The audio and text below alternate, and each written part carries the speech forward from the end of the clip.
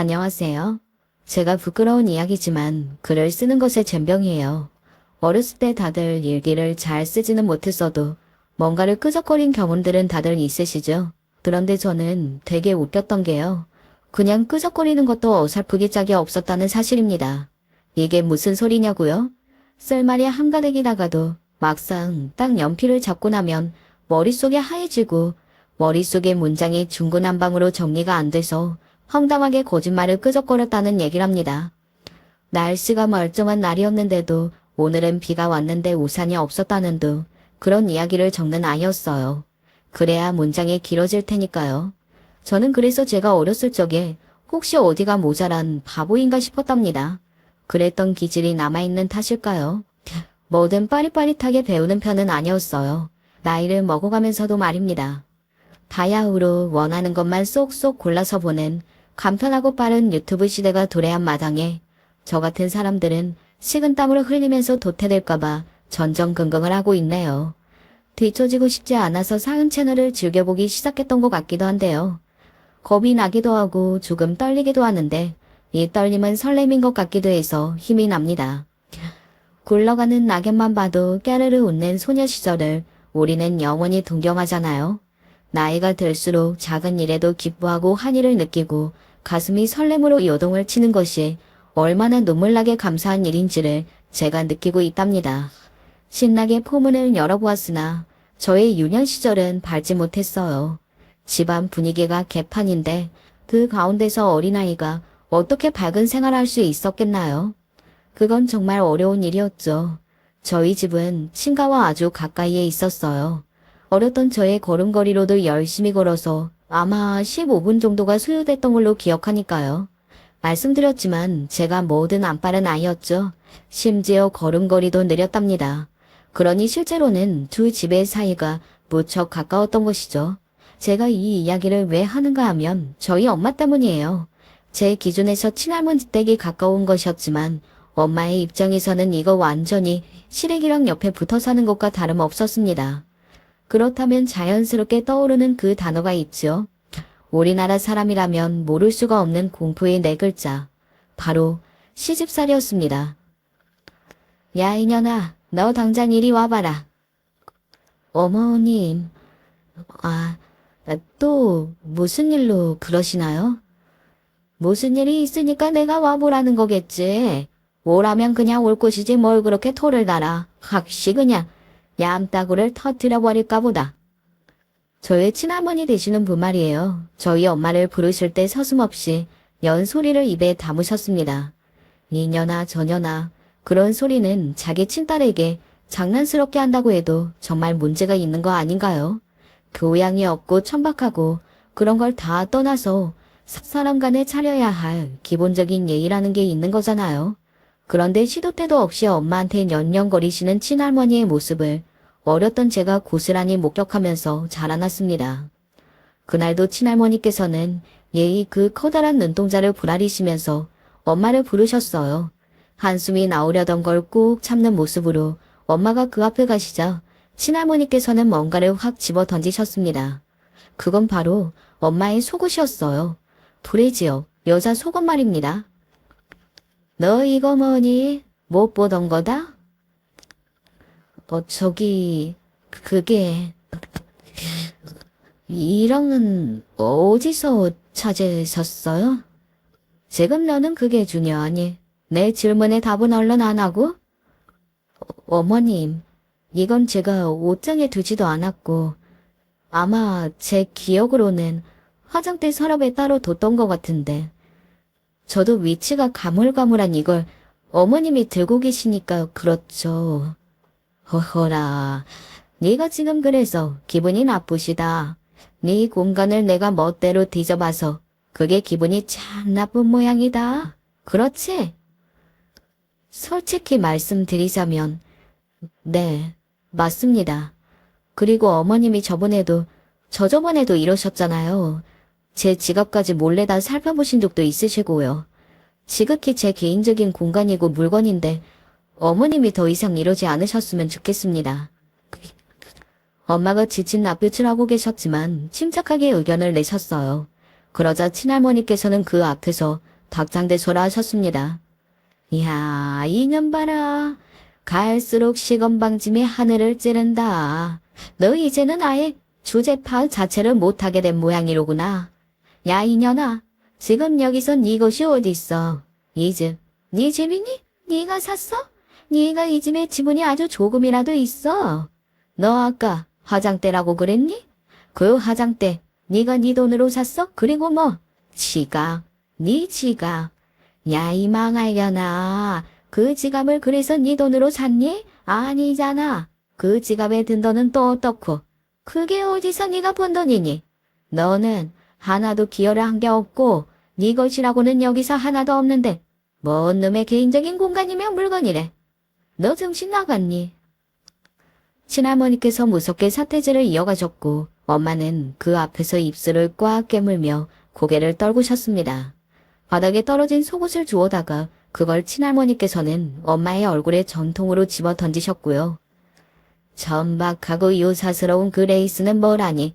너 그딴 브라자는 어디서 났어?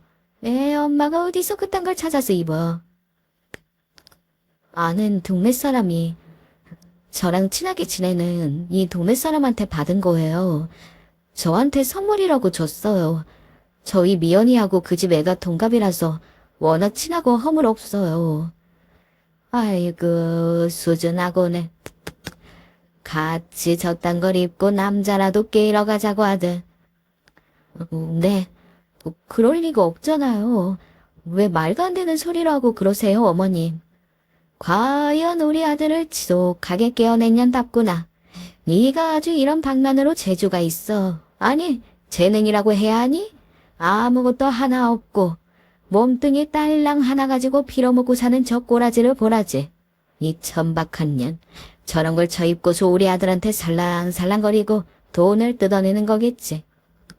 어머님, 제발 그만 좀 하세요.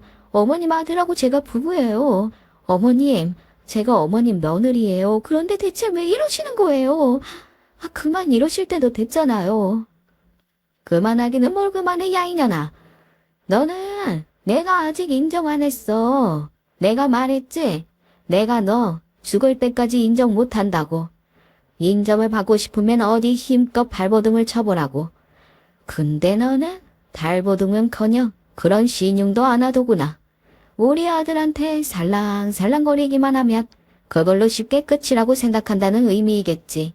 이 가증스러운 약. 엄마가 지겹고 줄인다는 표정으로 돌아서자 친할머니께서는 갑자기 뒤에서 달려드셨고 머리채를 잡으셨습니다. 엄마의 머리채를 잡아서 마구 흔드시면서 왜 이딴 년이 며느리로 있는지 모르겠다며 분하고 원통하다고 하셨습니다. 자포자기 하신 엄마는 눈을 꾹 감으신 채로 머리가 뜯기면 뜯기는 대로 흔들리고 계셨죠. 방문에 고개를 빼꼼 내밀고서 그 현장을 목격하고 있었던 제 심장이 아프게 가라앉고 있었습니다. 집에서 제 기분이 좋은 적이란 없었습니다. 언제 어느 때에 친할머니께서 들이닥치실지 모르니까 항상 불안했어요. 그쪽에서 들이닥치거나 아니면 그쪽에서 호출을 하거나 둘 중 하나였습니다. 어느 쪽이든 전에 싫었습니다. 제가 기억도 안 나는 아주 어린 시절부터 저희 집의 풍경은 그러했습니다. 늘 커다란 눈동자에 이글이글 분노로 담고 계시는 친할머니께서는 당신의 귀한 아들을 보실 때면 애처로운 눈빛을 하셨습니다. 제 아버지 말입니다. 아버지를 보실 때는 세상에서 가장 귀하고 애처로운 곳을 바라보듯 하셨으면서 엄마를 보실 때는 세상에서 가장 주접스럽고 징그럽고 진절머리가 나는 곳을 바라보는 듯 하셨습니다. 그리고 그 두 분 사이에서 태어난 결실인 저를 바라보실 때는 세상에서 가장 한심한 곳을 바라보듯 하셨습니다. 허허랍쇼. 저것 봐라. 노여고 자빠졌네. 저 쓸모 하나 없는 기집애는 왜 저렇게 오늘따라 기분이 좋아 보여? 방실방실 자꾸 웃고 지랄이네. 어이구 열받아. 제가 한박 웃음이라도 짓고 있으면 꼭 그런 핀잔이 날아들었습니다. 가뜩이나 친할머니라는 존재에 예민하고 기민해져 있던 저였기에 그 말씀의 대상이 저일 경우에는 당장 신경이 곤두섰으며 작은 목소리라도 구분이 잘 되었어요. 그런 쓸데없는 소리는 구분을 못하는 게 저한테 이로웠을 텐데 그러지 못했던 게 정말 안타깝습니다. 친할머니의 핀잔이 들려오면 저는 즉시 얼굴에서 웃음기가 사라졌고 기분이 밑바닥으로 가라앉았습니다. 감히 즐거워하면 안 되는 거였는데 친할머니께서 보시는 앞에서 크게 웃고만 게 저의 실수였다는 생각으로 자책이 들고는 했었죠. 그럼 도대체 왜 이런 지독한 시집살이가 존재할 수 있었냐고요? 혹시 친가 집안이 잘 살기라도 했냐고요? 그렇게 추측하셨다면 딱 맞히신 것입니다. 맞아요. 친가 쪽이 잘 살았어요. 친할아버지께서 일찍이 일고원에 오신 게 많았거든요. 게다가 땅을 조금 사두었던 게 수지를 맞는 바람에 친가의 가세가 활짝 펴지는 엄청난 경사 또한 있었습니다. 그런 집안의 유일한 아들이 바로 제 아버지이셨습니다. 일남 이녀 집안의 막내이셨어요. 게다가 막내이기까지 하셨으니 집안에서 얼마나 대접을 받고 사랑을 받으며 기대 속에서 자라오신 분일지는 직접 보지 않아도 쉽게 상상이 가능한 부분이었네요. 제가 알기로는 특히나 친할머니께서 당신의 유일한 아들에게 집착을 하시듯 애정을 가지실 수밖에 없었던 이유가 그분 역시도 시집살이를 당하셨던 분이었거든요. 친할아버지께서는 당신의 능력과 따라준 행운으로 성공을 하시기는 했으나 원체 집안 자체가 형편이 어렵지는 않았어요. 어느 정도는 먹고 사는 집안이었고요. 2남 3녀 중에서 맞이이셨습니다. 장남이요. 그리고 무조건 장남을 우대하며 대접하는 가풍이 강한 집안이기도 했습니다. 고지식하고 고리타분했던 것이죠. 장남이 최고이고 장남이 다 가져야 한다고 여기는 집이었어요. 그런 집으로 친할머니께서 시집을 가셨던 것이었죠. 친할머니의 집안도 가난하진 않았습니다. 그 당시로 보자면 그래도 꽤 여유를 두고 사는 수준에 속했다고 하고요. 하지만 여자는 어디까지나 출가 외인이라고 여기는 집이었기 때문에 친할머니를 시집 보내신 이후에는 거들떠도 안 보셨다고 합니다. 혹독한 시집살이 친할머니께서는 심지어 가출을 해서 당신의 친정으로 도망을 가신 적도 한 차례 있었다고 하는데요. 오히려 크게 꾸중을 들으셨다고 합니다.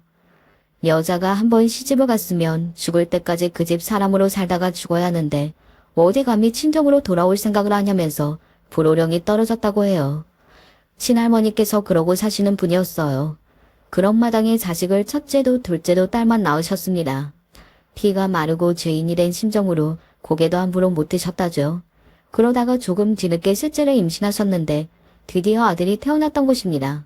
그때 친할머니의 심정은 마치 해방을 맞이하는 듯한 그런 기쁨이었을 거예요. 저희 아버지는 집안에서 독보적인 존재이셨습니다. 그건 아들로 태어날 때부터 정해진 것이었어요. 말씀을 드렸다시피 친할아버지께서는 일적으로 성과를 거두셨고 땅이 수지를 맞는 바람에 재산이 불어났죠. 이런 상황에서 아버지가 아직 미혼이셨습니다. 친할머니께서는 대체 어디 잘난 집안의 귀한 아가씨를 데려와야 당신이 성에 찰까 싶어서 걱정과 기대를 동시에 하고 계셨습니다. 며느리감을 고르고 또 고르고 계셨건만 어느 날 아버지가 저희 엄마를 데리고 오셨던 거예요. 이 옆에 그 거렁뱅이는 뭐니? 당신의 아들이 여자를 데리고 집에 들어왔을 때부터 그 의미를 친할머니께서는 바로 파악을 하셨습니다. 그러나 일부러 모른 척을 하시고 그렇듯 얄궂은 반응을 보이셨어요. 엄마가 민망하며 어떨 줄 몰라 하셨고 아버지가 이렇게 대답을 하셨죠. 저하고 결혼할 여자입니다. 담담한 그 대답 앞에서 친할머니께서 현기증을 일으키셨죠. 외가는 가난했어요. 그냥 가난한 것도 아니고 슬프게도 찢어지게 가난했습니다. 집도 시골에 있었어요. 원래 사남매였는데 외삼촌이 농기계에 치이는 사고를 당하고 돌아가셔서 삼남매가 되었고요. 외할아버지께서는 원체 건강이 좋지 않으신 분이었습니다. 젊으셨을 적에 크게 다치셨던 후유증이 계속 지속되고 있었거든요. 그러다 보니까 일을 많이 하실 수가 없었고요. 그건 먹고 사는 문제로 이어졌죠. 외할머니께서는 그 당시로 미뤄보자면 결혼을 꽤 늦게 하신 편이었습니다. 사실 19이 되던 해에 시집을 한번 가셨었는데 3년이 지났을 때 집이 불탔습니다. 화마에 휘말려서 온 가족이 세상을 떠났어요. 외할머니께서는 당신의 시부모님, 남편, 그리고 두 돌배기 어린 자식까지 한꺼번에 다 잃으셨습니다. 그날 외할머니께서 목숨을 건지신 것은 반일에서 깜빡한 게 생각나셨기 때문이에요. 외할머니께서는 혼났을 게 두려워서 몰래 밭에 나갔다 오실 것을 계속 머릿속에 그리고 계셨고 잠이 쏟아지던 걸 억지로 참아내셨습니다. 캄캄한 길을 떠나서 밭에 기어이 가셨고요. 당시 시부모님으로부터 꾸중을 들을 게 무섭고 겁이 나셨던 외할머니께서는 밭에 나가서 걱정하셨던 말을 해결하시고 종종 걸음으로 귀가라 하셨습니다. 아니, 귀가라 하려고 하셨는데 멀리서부터 연기가 피어오르는 게 보였고 밝은 빛이 점점 커지고 있는 것을 발견하셨던 거예요. 이웃집에서 불이 났는데 그게 삽시간에 옮겨 붙은 것이었죠. 외할머니께서 울부짖으시며 달려가셨으나 이미 늦은 뒤였습니다. 집 안으로 뛰어들려고 하시는 외할머니를 동네 사람들이 급고 만류하였습니다. 그렇게 비극적인 시간이 흐르고 아무것도 남지 않게 되었습니다. 한순간에 모든 것을 잃어버린 외할머니께서 얼마나 상심이 크셨겠나요. 그때 고작 20대 초반의 나이이셨습니다. 망연자실하셨고 살아도 사는 게 아니라고 하시면서 많이 괴로워하셨다고 해요. 그런데 가장 괴롭고 힘들었던 것은 따로 있었습니다. 주변의 시선이었습니다. 주변의 손가락질이었습니다. 주변의 수근거림이었습니다. 말도 안 되는 비난이었습니다. 그들의 입장에서는 가볍게 던진 덜이었으나 외할머니께서는 미치도록 아파하셨습니다. 불길하고 재수없는 여사라는 소리까지 들려왔습니다. 있어서는 안 될 일이었죠. 외할머니께서는 차라리 목숨을 끊을까 생각도 하셨다고 합니다. 그러나 차마 죽을 용기까지는 없어서 그러지 못하셨다고 해요. 그날 그렇게 기적적으로 살아남은 것에는 어떤 하늘의 뜻도 있는 게 아닐까 싶은 생각도 하셨고요. 이런저런 생각만 복잡하게 하시다가 가슴에 맺은 하늘 안으신 채로 시간을 흘려보내셨고 아주 멀리 다른 곳에 사는 남자를 만나서 결혼을 하셨습니다. 그곳에서는 아무도 외할머니의 과거를 몰랐고 남들보다 늦은 나이에 시집을 간 여자라고만 그렇게 여겼습니다. 물론 외할아버지께서는 당연히 그 비극적인 화마의 밤을 알고 계셨습니다. 다 아시고 외할머니와 결혼하신 것이었어요. 찢어지게 가난해서 여자한테 뭐 하나 해줄 수도 없는데 이런 거 저런 거 따지는 것만큼 웃기는 건 없는 거라고 그렇게 여기시는 게 외할아버지셨죠. 크게 다쳤던 사고의 후유증을 앓고 있는 남자와 결혼해주다니 그것만으로도 고맙다고 하시면서 외할머니께 무척이나 큰 은혜를 입은 것처럼 구셨습니다. 그런 배우자를 새로 만나서 외할머니께서도 과거의 아픔을 뒤로 한 채 제법 낙관적인 태도로 살아나가실 수 있었고요. 원래 같으면 집안의 기둥 역할을 하셔야 했을 외할아버지께서 편찮으셨으니 형편이 쉽게 팔 리가 없었습니다. 형편은 항상 어려웠어요. 겨울이면 얼어 죽을까봐 그것을 걱정하면서 쉬이 잠들지도 못하는 나날이었습니다. 그런 집안에서 나고 자라신 분이 저희 엄마였고 학교는 중학교까지만 나오신 분이었습니다. 친할머니의 커다란 눈이 뒤집히고 입에서 거품이 뽀글뽀글 솟아 오를 만한 일이었죠. 어디서 굴러먹다가 온 건지 모를 이 천하 개뼈다귀 같은 게 감히 우리 아들을 넘다? 절대 허락 못해. 내가 절대 용납 못해.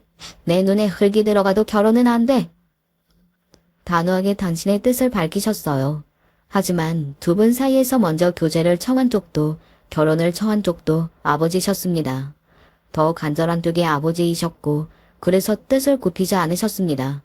집에서 안 된다고 하니까 오히려 더 아버지는 불이 타오르셨죠. 그리고 얼마 뒤 아버지와 엄마는 다시금 결혼 허락을 받기 위해 함께 등장하셨습니다. 친할머니께서는 어림도 없다는 태도를 보이셨고요. 그러나 이번에는 딱 두 분만 함께 등장한 것이 아니었거든요. 변수가 있었습니다. 죄송해요, 어머니. 그래, 우리 아들. 죄송한 줄 알면 이제라도 정신을 차리면 되는 거란다. 당장 헤어져라. 이 사람이 지금 임신을 했습니다. 뭐라고? 뭐가 어쩐다고 이 임신을 해? 누가? 저희 사이에서 아이가 생겼습니다. 그러니 제발 허락해 주세요. 어떻게 이런 끔찍한 일이 있을 수가 있어? 이게 정말 말이나 되는 상황이니? 친할머니께서 어리 쏙 빠지신 채로 현실을 부정하셨으나 엄마가 임신을 하신 것은 이미 틀림없는 사실이었습니다. 그 자리에 저도 함께였던 것이었죠. 저는 세상에 나오기 전이었지만 엄마의 뱃속에 그때 제가 자리를 잡고 있던 무렵이었어요. 저희 부모님은 조금은 치사하지만 효과는 확실한 임신이라는 수단을 써서 결혼을 해내셨던 거예요. 친할머니께서 뒷목을 잡고 쓰러져 계실 때 한숨을 깊게 내쉬고 계셨던 친할아버지께서 이왕 이렇게 되어버렸으니 후딱 결혼식을 올려버리라고 해주셨거든요. 남자라면 자기가 벌인 일에 응당 책임을 질 줄 알아야 한다는 것이 친할아버지의 뜻이었습니다. 사실 어떻게든 결혼만 해내면 그 뒤로는 알아서 잘 풀릴 거라고 부모님이 그렇듯 안일하게 생각을 하셨던 것일 수도 있어요. 그러나 양가 집안의 수준 차이라는 것이 극명한 것에서 오는 근원적인 갈등을 해결하기란 정말 어려운 것이었습니다. 게다가 제가 딸이었던 것이 첫 단추를 잘못 끼워 넣었죠. 만약 제가 아들이었다면, 그랬다면 정말 어쩌면 엄마가 그렇게까지 힘든 시집살이는 안 겪으셨을지도 모른다고 생각이 들었거든요. 태어난 아이가 딸이었기 때문에 가뜩이나 눈엣가시였던 엄마가 친할머니 입장에서는 더더욱 싫게 여겨지셨을 거라는 건 어렵지 않게 짐작할 수 있는 대목입니다. 그리고 친할머니의 극단적인 언행은 나날이 심해져만 갔고 엄마는 인내하고 또 인내하실 수밖에 없었으며 아버지는 모르는 척 방관하시는 쪽을 택하였습니다. 그러던 어느 날 제가 새롭게 친해진 친구가 한 명 있었는데 우연히 길에서 그 친구가 자기 부모님하고 걸어가는 모습을 보았던 거예요. 양쪽 손에 각각 아빠 엄마의 손을 꼭 잡고서 까르르 웃으면서 걸어가고 있었습니다.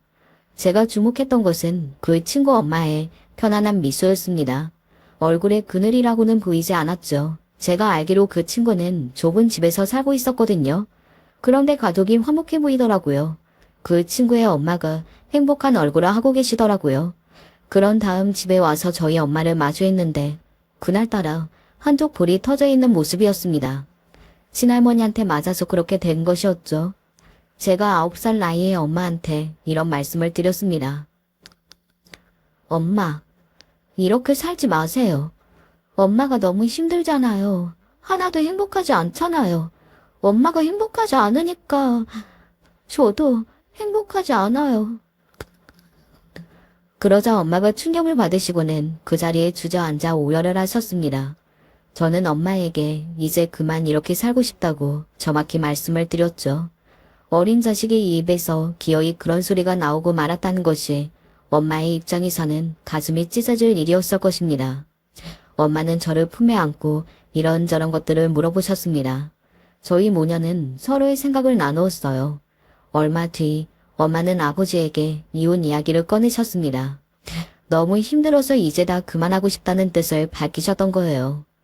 놀라신 아버지가 여러 절충안을 꺼내드셨으나 엄마가 원하는 건 확고했습니다. 단 하나, 이혼이었습니다. 그리고 이혼에 있어서 도움을 요청할 존재도 있었으니 바로 친할머니이셨죠. 뭐, 이혼을 하겠다고? 젠장할. 진작에 좀 이럴 것이지. 1년이라도 빨리 있으면 어디가 덧난다니? 왜 이렇게 궁뜨게 군 거야? 이제라도 꺼져주겠다니까 그 마음 하나는 고맙구나. 내가 어디 한번 적극적으로 우리 아들을 설득해보마. 엄마는 그날 난생 처음으로 친할머니께 감사한 마음이 드는 순간이었다고 하셨습니다. 아버지에게는 두 가지 선택지가 있었습니다. 당신의 처자식 혹은 당신의 집안, 얌자택일이었어요. 그리고 아버지는 이혼을 원하지 않으셨으나 그럼에도 불구하고 집안을 놓지 못하셨습니다. 결국 그 끝은 이혼이 되었고요. 저는 엄마를 따라가게 되었습니다. 아버지가 하나뿐인 자식을 빼앗길 수 없다고 하셨으나 엄마가 그 앞에서 코웃음을 치셨어요. 당신이 우리 미연이에 대해서 뭘 알아? 좋아하는 음식은? 못 먹는 음식은? 제일 친한 친구 이름은? 미연이가 가장 좋아하는 만화가 뭔 줄 알아? 어떤 과목을 제일 잘하는 줄 알아? 어? 미연이에 대해서 잘 아는 게 당신이 단 한 가지라도 있어? 그 앞에서 아버지는 꿀먹은 벙어리가 되고 마셨던 것입니다. 그렇게 저는 부모님의 이혼을 겪은 뒤 엄마의 손을 잡고 그 집을 나갔습니다. 친할머니께서는 마지막으로 저한테 이런 말씀을 남겨주신 바 있었고요. 너는 더 크고 나서 네 엄마랑 사는 거 힘들면 찾아와라. kit줄이니까 받아주마. 인정을 베풀어준다는 선심을 쓴다는 그 표정을 보면서 제가 속으로 절대 그럴 일이 없을 거라는 다짐을 했습니다. 친할머니께서는 당신의 아들에게 새로 좋은 여자를 짝지어 주실 거라고 호언장담을 하셨는데요. 그러나 그 간절했던 친할머니의 바람은 이뤄지지 않았어요. 아버지가 재혼을 안 하셨거든요. 사업을 한번 키워보겠다고 하시면서 도리어 아예 해외로 나가셨고요. 그때가 제가 11살이었네요. 외국으로 떠나시기 전에 아버지가 저를 찾아오셨었죠. 우리 딸한테 미안한 게 정말 많아. 내가 못나서 중요한 걸 놓치고 살았다. 그렇게 미안해하지 않으셔도 돼요. 저는 지금이 더 행복하니까요. 좁아진 집에서 저는 옛날보다 훨씬 더 자유로워요.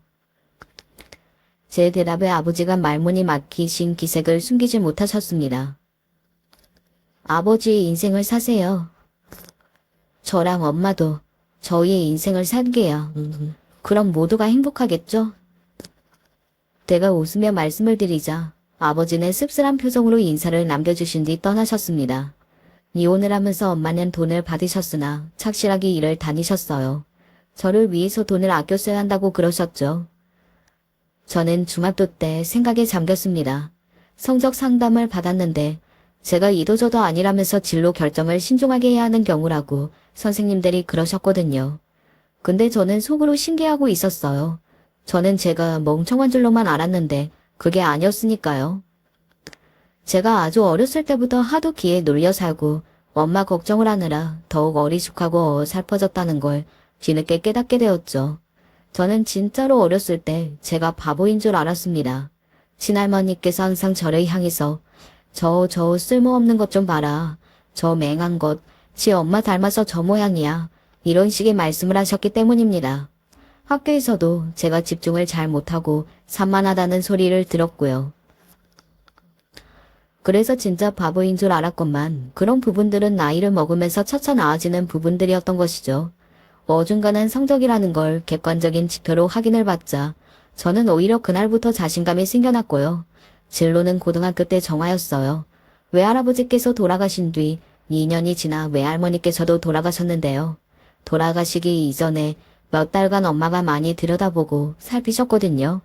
그 모습을 보면서 제가 자연스레 의료인이 되고 싶다는 마음을 품게 되었습니다. 그리고 고등학교 때 친했던 친구가 간호사가 되는 게 꿈이었기 때문이에요. 그 친구는 자기 아버지가 노름으로 전 재산을 날려먹은 그런 집이었죠. 간호사를 해서 전문 지식도 갖추고 폼나게 병원으로 출퇴근하면서 우리 가족들을 내가 먹여 살릴 거야. 아, 멋지다. 근데 하필이면 간호사인 이유가 따로 있어? 그냥 폼이 나서 그래? 리연아, 너는 그 소리도 몰라? 무슨 소리 말이야? 잘 들어. 집안 형편이 별로 안 좋은데 돈은 꼬박꼬박 벌어야겠고 근데 성적은 뭔가 애매하고 이런 여자들은 무조건 간호사를 하는 게 최선이라는 소리가 있어. 아주 유명한 소리인데 너는 처음 들어보는구나? 친구의 이야기에 저도 모르게 고개가 크게 끄덕여졌습니다. 그때 확실히 정했어요. 저는 간호사가 될 작정이었습니다. 장래의 희망을 밝히자 엄마는 엄지손가락을 치켜들어 올리시면서도 그 길이 많이 힘들지는 않겠냐며 걱정도 하셨죠. 엄마, 어차피 세상에 안 힘든 일이 어디에 있겠어요. 그냥 열심히 하면 되는 거죠. 간호사가 되면 돈은 걱정 없이 벌 수 있다는 생각이 들어서 설렜습니다. 그렇게 저는 간호사의 길로 나아갔습니다. 하지만 생각보다 정말 힘들기는 하더라고요. 공부를 하는 것까지는 괜찮았어요. 그런데요, 병원에 딱 가보니까 별 세상이었던 거예요.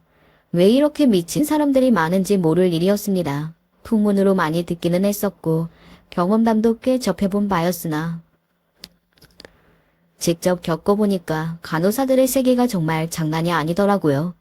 일단 인수인계를 똑바로 안 해줬어요. 이거 진짜 미친 거 아닌가요? 뭘 해야 할지 정확히 알려줘야 그 일을 할 거 아니에요. 근데 정말로 안 알려줬고요. 그래놓고서 저한테 알아서 하라고 한 다음에 책임은 또 더럽게 물어댔습니다. 제가 혼나는 것까지는 수용할 수 있는 범위였지만 그 과정에서 환자가 잘못되면요. 피해는 환자들이 보고 있었어요. 기가 막히더라고요. 어느 날은 2명이 저를 구석으로 몰고 가더니 쓴소리를 날렸습니다. 왜 자꾸 엘리베이터를 타는 거야? 되게 건방지다. 눈치가 없는 거야? 아니면 없는 척을 하는 거야?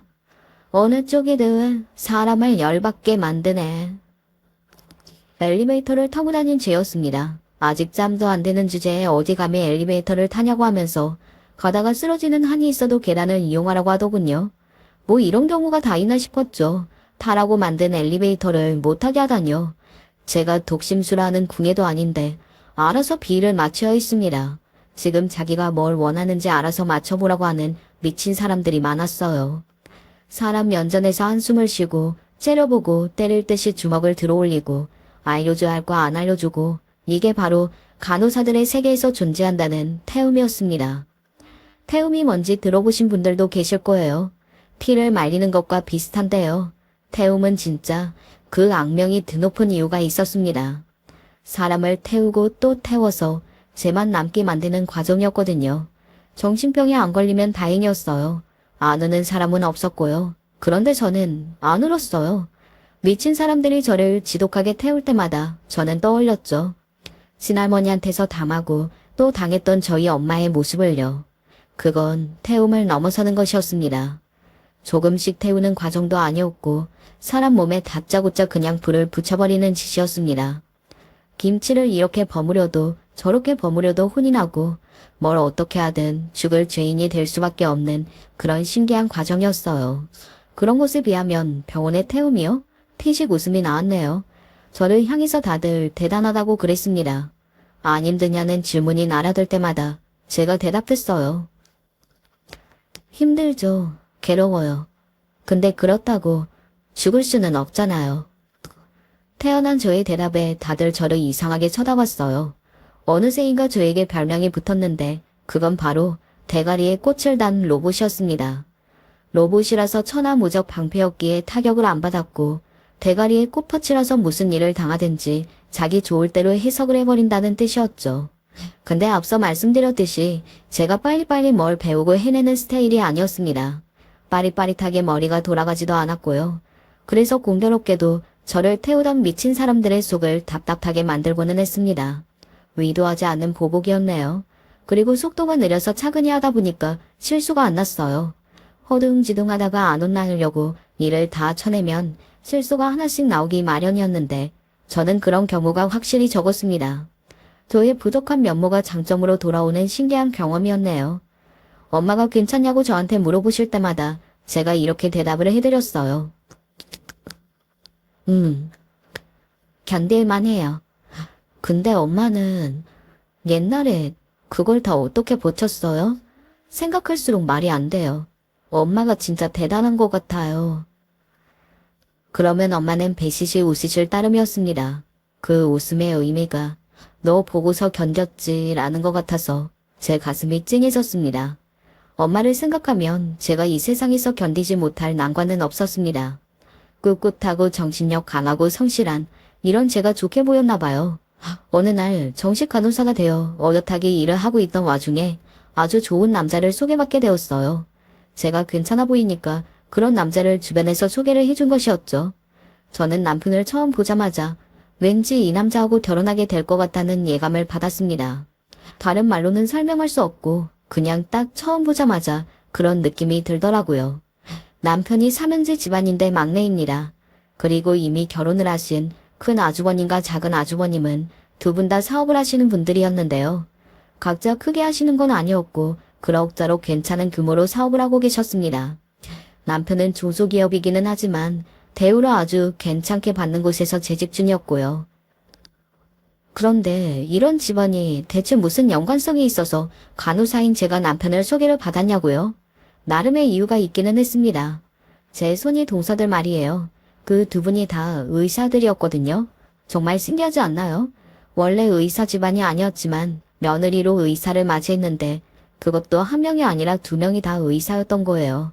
저는 이게 무척 드문 일이라고 생각이 들어서 신기했고 제 형님들이 의사라고 하니까 괜히 멋진 것 같아서 저도 좋았습니다. 실행은 원래 보통 수준으로 사는 집안이었고요. 큰 아주버님의 오랜 지인이 큰 형님과 사촌 사이였어요. 그래서 연결이 되었고 의사를 한번 며느리로 맞이하다 보니까 두 번째는 뭔가 길이 트여서 또 의사와 인연을 맺은 느낌이었습니다. 큰형님은 개원을 해서 병원을 운영 중에 계셨고요. 작은 형님은 개원을 꿈꾸셨기 때문이신지 큰형님을 상당히 동경하면서 따르는 입장으로 보였습니다. 실제로 집안도 큰형님은 넉넉한 편이어서 금전적인 걱정을 크게 해보신 역사가 없다고 하던데 작은 형님 같은 경우에는 본인이 개창용이나 다름없었거든요. 맨땅에 헤딩을 하셔서 의사가 되신 경우였죠.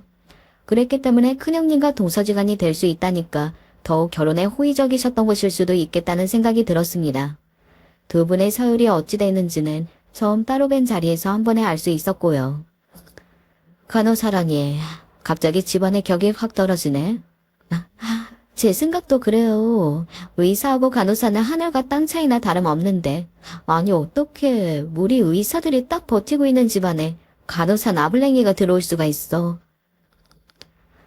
저는 제가 투명인간이 된 줄 알았습니다. 제가 바로 앞에 있었는데도 자기들끼리만 얘기를 하더라고요. 근데 얘기 주제는 저였고요.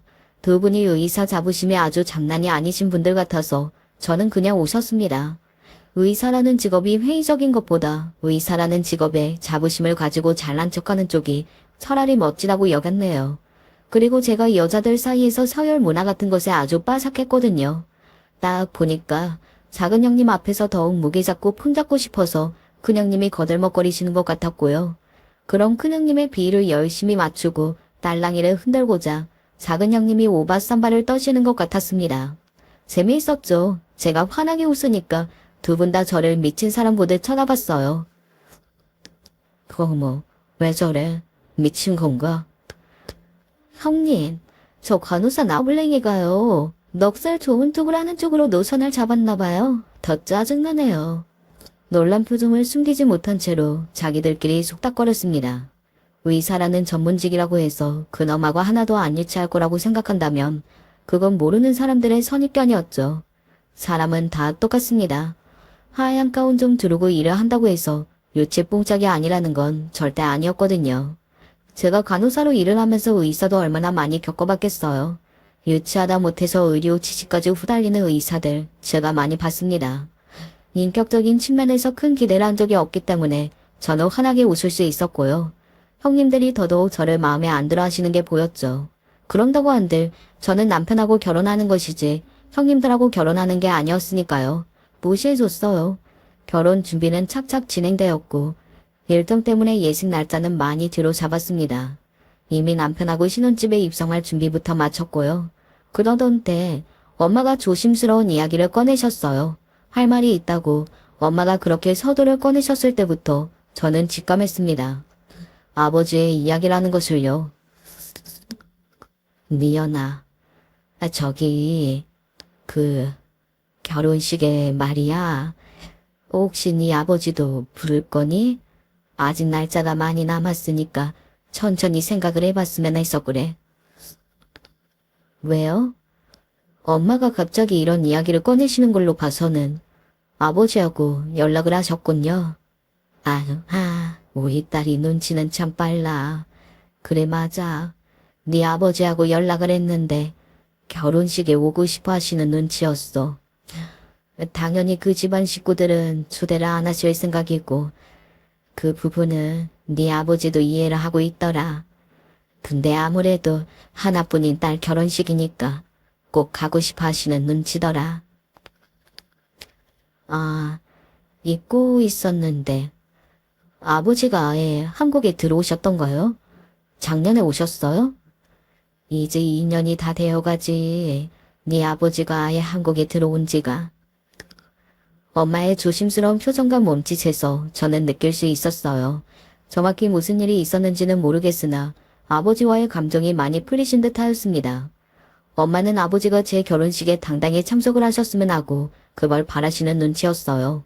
저는 그걸 단박에 알아차렸으나 일부러 모른 척을 하면서 일단 남편하고 상의를 해보겠다고 했죠. 그리고 남편에게는 외국에 거점을 두고 한국에 오감에 지내셨던 제 아버지가 아예 한국에 들어와 계시는데 앞으로 장인 노릇을 하고 싶어 하신다고 그냥 직설적으로 말을 해버렸어요. 당신에게 선택을 떠넘기는 게 아니라 나는 진심으로 아무래도 좋아. 이게 내 진심이야. 당신이 선택을 하는 대로 나는 따라갈게. 남편이 가장 어렵고도 쉬운 답변을 주더군요. 그래서 제가 하는 수 없이 아버지를 일단 따로 만나 뵈었습니다. 솔직히 뵙자마자 놀랐어요. 피는 못 속인다고 하더니 눈매가 저와 똑같았거든요. 제가 나이가 들면서 눈매가 깊어진 얼굴이었는데 아버지하고 정말 그 모양새가 똑같아서 속으로 헛웃음이 났습니다. 그리고 아버지는 다짜고짜 친할머니 이야기부터 꺼내셨어요. 많이 밤찮으셔서 지금 시설에 들어가 계신다. 아무래도 돌아가실 때가 돼서야 그곳을 나오실 것 같구나. 갑자기 그런 이야기부터 들어야 해서 당황스러웠지만 솔직한 심정으로 약간 후련했어요. 하도 심부를 고약하게 쓰고 사셔서 그런지 친할머니께서는 뇌질환을 많이 겪으신 모양이었어요. 그동안 고생 좀 하면서 지내셨더라고요. 결국은 시설에 가신 것이었고요. 그리고 이 사실을 엄마가 진작 알고 계신다는 이야기에 저는 고개가 끄덕여졌습니다. 어쩐지 엄마가 아버지의 이야기를 꺼내면서 편안한 모습이셨는데 그럴 이유가 다 있었던 거예요. 제가 어떻게 살았는지 엄마를 통해 아버지가 다 알고 계신다는 사실을 저는 그 자리에서 느낄 수 있었고요. 그래서 아버지 이야기나 듣고자 했어요. 그동안 어떻게 사셨는지 내심 궁금했거든요. 아버지는 무척 기뻐하시면서 당신의 이야기를 신나게 늘어놓기 시작하셨습니다. 그러다가 제가 어느 대목에서 놀라고 말았죠. 네? 어디에 건물이 있으시다고요? 무슨 건물이라고요? 거기 왠지 제가 최근에 들어본 것 같은데요. 제 귀를 확 잡아챈 대목이 있었거든요. 바로 확인을 해보니까 역시나 제가 기시감을 느낀 이유가 있었습니다. 착각이 아니라 정말로 제가 최근에 들어본 곳이었던 거예요. 세상이 참 좁다 싶어서 저도 모르게 실실 웃음이 났습니다. 저는 속으로 아버지를 원망해왔으나 엄마가 이미 용서를 하셨다면 저는 엄마의 뜻을 존중해줄 생각밖에 없었어요. 그래서 아버지한테 결혼식에 오시라고 바로 대답을 드릴 수도 있었지만 일부러 고민을 더 해보겠다고 말씀을 드렸죠. 옛날에 비겁하게 방관을 해오셨던 분이니 이 정도 보복은 해도 될 것 같더라고요. 그리고 바로 며칠 뒤 시댁에 다 같이 모일 일이 있었습니다. 식사를 함께 마치고 나서 시어머니께서 카페 음료를 드시고 싶다 하셨어요. 카페에서 파는 달달한 커피요. 시댁 근처에 인기 좋은 카페가 있었는데 그곳에 커피를 말씀하시는 것이었습니다. 그러세요? 그럼 지금 제가 나가서 사올게요. 혹시 뭐 드시고 싶으신 분 있으시면 말씀하세요. 제가 나간 김에 같이 사오면 되죠. 그러자 눈치가 빠르고 싹싹하다면서 시부모님께서 저를 흐뭇하게 바라보셨습니다. 아주버님들도 시원한 과일 음료 한 잔씩 드시겠다고 했고요. 시아버지께서 지갑을 찾으시길래 제가 극구 사양하면서 일어났어요. 남편이 저를 따라 나서려고 했는데 예상외로 형님들이 일어나신 거예요. 여자들끼리 같이 다녀오겠다면서 말입니다. 저는 별 생각 없이 좋지요 하면서 함께 길을 나섰습니다. 혹시 이 형님들에게 뭔가 꿍꿍이가 있는 건 아닐까 싶은 생각을 하면서요. 근데 정말로 꿍꿍이가 있었더라고요. 크게 별다른 꿍꿍이는 아니었고요. 아주 유치 빤스인 꿍꿍이 하나가 있었습니다. 큰형님이 근엄한 표정으로 턱을 치켜들면서 이렇게 말씀을 하시더군요. 암만 생각해도 말이지. 의사 집안의 간호사가 굴러들어온 건 수치 같아서 앞으로 함께 동서지간으로 묶이는 일은 없었으면 좋겠어. 형님들하고 제가 동서지간인데 그럼 뭘 어떻게 해야 하나요? 방법이 있나요? 그 면상 들이밀지 말라는 뜻이야. 머리가 나쁘니까 얼른 못 알아듣는구나. 우리는 어차피 바빠서 시댁에 자주 못 와. 그러니까 우리가 오는 경우는 드물다는 뜻이지? 그렇게 드문 경우를 그쪽에서 알아서 잘 파악하고 안아주면 되는 거겠지? 아, 그러니까 저랑 상종하고 싶지 않으시다는 거네요? 제가 떨떠름하게 대묻자마자 작은 형님이 앞으로 나서시면서 짜증스런 얼굴로 크게 고개를 끄덕이셨어요. 나이 잡수실 만큼 잡수시고 왜 이렇게 유치하실까 싶어서 웃음이 났습니다. 제가 웃으니까 저를 또 미친 사람 보듯이 당황스러운 눈으로 쳐다보시길래 더 당황스럽게 만들어드릴까 싶어서 바로 휴대폰을 꺼내들었죠. 아버지한테 전화를 걸었어요. 2층에 있는 병원 말인데요. 거기 재계약하지 마세요. 거기가 아주 정신나간 돌팔이 의사가 하는 곳이거든요. 건물이 오염될까봐 걱정이에요. 그러니까 되도록이면 거기 쫓아내세요. 아버지는 어리둥절하시면서도 저한테 잘 보이고 잘해주고 싶으신 마음뿐이었기 때문에 일단은 알았다고 대답을 해주셨고요. 저는 형님들의 경악에 찬 눈빛을 마주했습니다. 지금 뭐야? 그 전화는? 병원 하시고 있는 그 건물이요. 저희 아버지 건데요. 아버지? 그런 이야기는 내가 못 들었는데? 의사라는 직업 하나만 믿고 살치시는 형님들의 모습이 너무 안쓰러워서 저희 집이 그렇게나 가쁘라는 사실이 밝혀지면 위화감 느끼시고 좌절하실까봐 미리 못 박혔네요. 저희 아버지가 그 건물도 있고 다른 건물도 가지고 계세요. 땅도 가지고 계신 분이라서요. 별로 아쉽게 계산기 두드리지 않으세요. 병원 하나쯤 제가 쫓아내려고 하면 당장에 그러실 분이고요. 옮기실 준비부터 해두셔야겠네요, 형님. 맞다. 이제는 형님이라고 부르면 안 되려나요? 상종하면 안 되는 사이인데 동서지간도 아니고요. 그쵸? 저기 동서. 섭섭하게 왜 이래? 뭔가 오해가 있던 모양이야.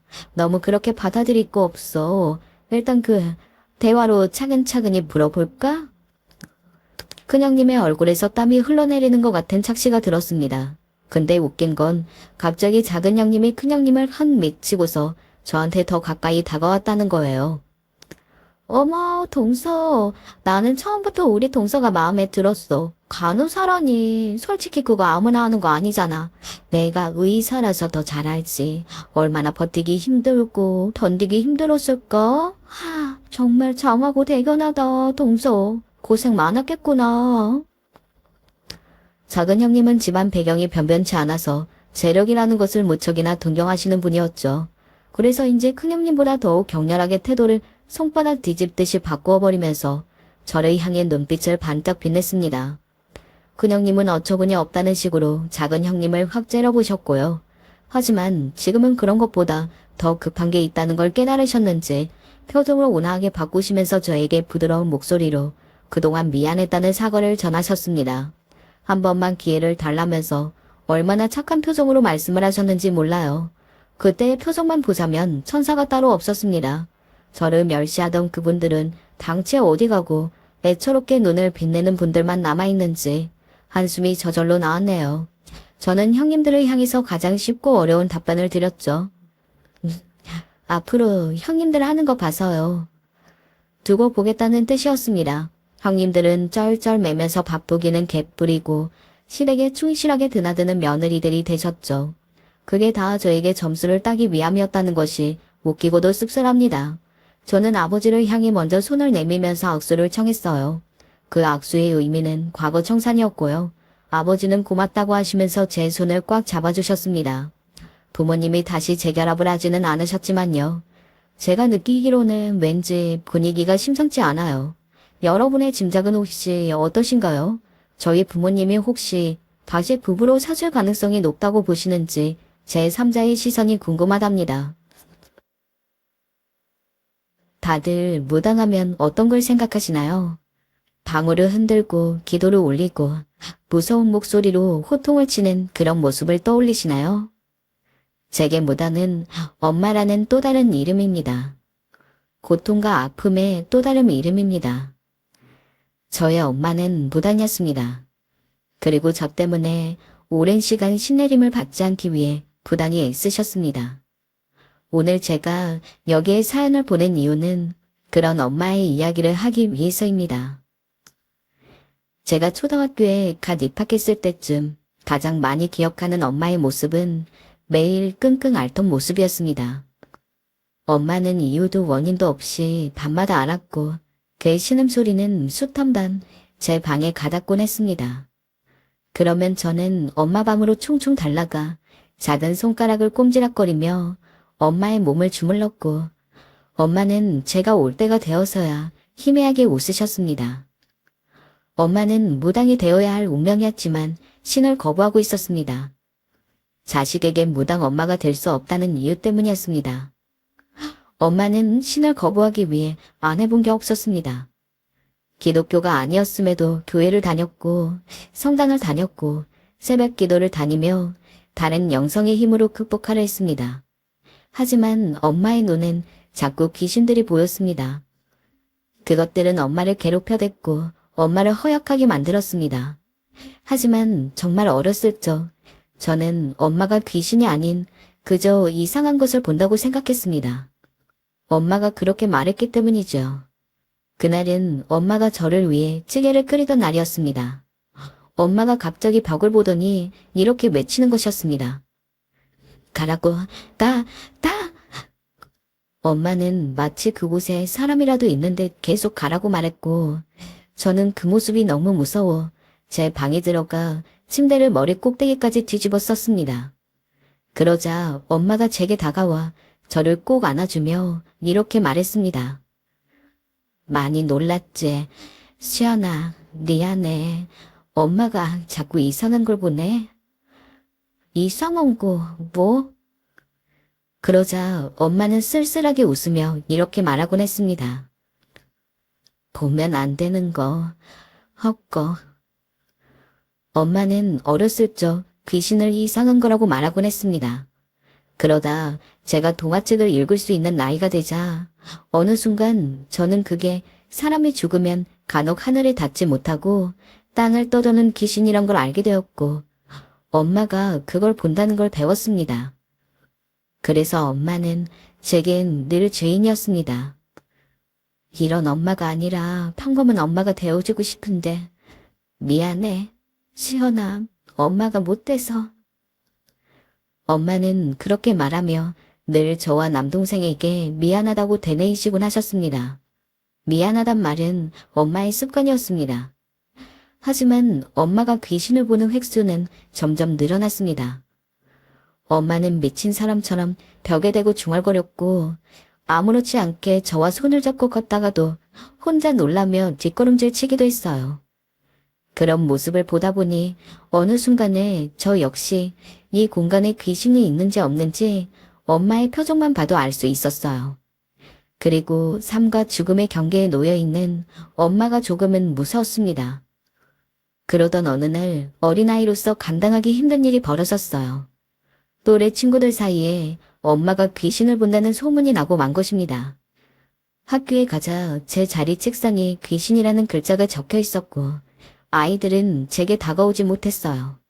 심지어 제가 그 반에서 좋아했던 슬기라는 남자애조차 저를 무서워했어요. 야, 쟤네 귀신 그거 보는 사람이래. 우리 엄마가 그랬어. 정말? 그럼 쟤도 보는 거 아니야? 우리 쟤한테 가까이 가지 말자. 혹시 모르잖아. 응, 이제 제가 말 걸어도 못 들은 척하기야. 순간 저는 아이들 사이에서 괴물이 된 기분이었습니다. 어딜 가도 주목을 받았고 그 탓에 밥도 제대로 먹지 못해 혼자 학교 밖으로 나가 빵을 사 먹고 돌아오곤 하였습니다.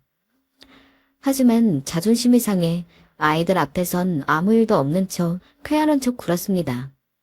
그러나 어린 마음에 집에만 돌아오면 펑펑 울었고 학교에 가기 싫다고 엄마의 바짓가랑이를 붙잡았어요. 왜 그러니 수연아. 학교는 가야지. 가기 싫어. 가기 싫단 말이야. 애들이 다 날 무서워한다고 싫어한다고. 엄마. 결국 제 행동을 이상하게 생각하여 학부모 상담을 갔던 엄마에게 들켜버리고 말았습니다. 엄마는 그날 밤새 구석에서 우셨습니다. 그때도 엄마의 몸은 통증으로 부들부들 떨리고 있었습니다. 하지만 저는 그저 이불을 뒤집었을 뿐 아무 대답도 하지 않았습니다. 마음 한켠으론 엄마가 무섭고 싫고 미웠던 거겠죠. 그러던 어느 날 제겐 또 한 번 겪고 싶지 않은 일이 일어났습니다.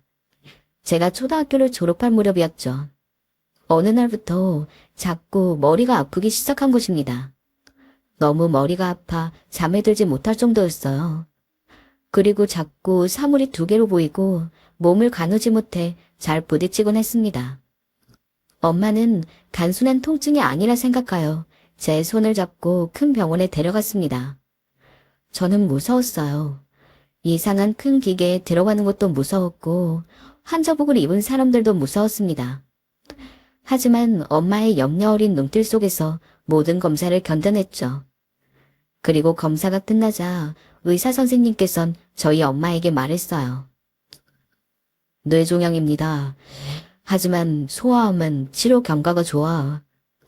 다음 말은 기억에 남지 않습니다. 기억나는 건 제가 수술을 받은 것과 끔찍하고 끔찍한 항암 치료를 받은 것, 그리고 학교에 가지 못한 것들이지요. 저는 초등학교 6학년 시절 그렇게 다른 아이들이 운동장에서 뛰어노는 동안 소독약 냄새가 나는 병원에서 생활을 했습니다. 그리고 저희 엄마는 저를 극진히 간호하면서도 이것이 혹시 자신이 신을 받지 않아 생기는 일일까봐 노심초사했고요. 저 역시 숱한 날 밤 항암 치료를 견디느라 이를 꽉 물며 엄마를 원망했습니다. 엄마 때문에 아픈 거라고, 모든 게 다 엄마 때문이라고. 그러나 엄마가 극진히 저를 보살펴주는 모습을 보며 미안해졌어요. 엄만 그래도 날 위해 이렇게나 애쓰는데 난 때만 쓰고. 순간 엄마한테 미안해지면서 저는 그간 엄마에게 못된 말한 것들을 엄마 손을 잡고 하나하나 말하며 사과의 말을 중얼거렸어요. 엄마, 미안해. 다시는 나 이런 말 하지 않을 거야. 엄마 착한 딸 될게. 미안해. 아니야, 시연아, 이리 와. 엄마는 저를 안아주시며 여러 번 토닥여 주셨어요. 엄마의 그 토닥임 때문인지 저는 그날 밤 울다 지쳐 잠에 들었어요. 그리고 치료가 끝날 쯤 저는 무사히 중학교에 들어갈 수 있게 되었어요.